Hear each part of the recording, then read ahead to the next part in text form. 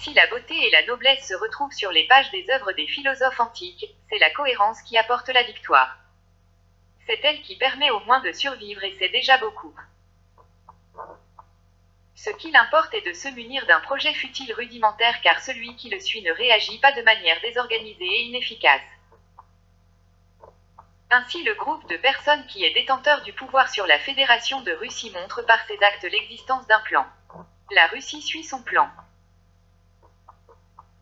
Quoique simple, il permet à cet État agissant de façon stratégique, du moins si l'on réfléchit dans le cadre d'une durée d'une ou de 2 dizaines d'années d'obtenir des résultats. Le plan, aujourd'hui l'Europe le voit très clairement, était simple, rachitique même. Pourtant il existe et apparemment existait il y 20 ans déjà.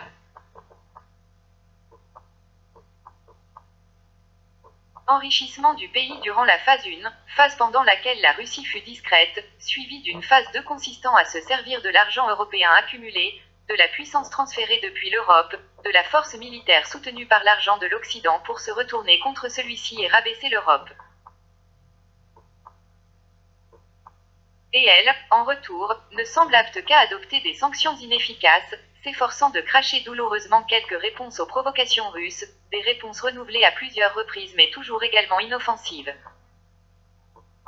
L'Europe est un géant économique, une civilisation remarquable pour sa richesse, jadis en avance sur le monde entier. Demandons à l'Union européenne quel schéma suivent ses actes. La réponse. Sanctionner la Russie si elle fait du mal à l'Europe.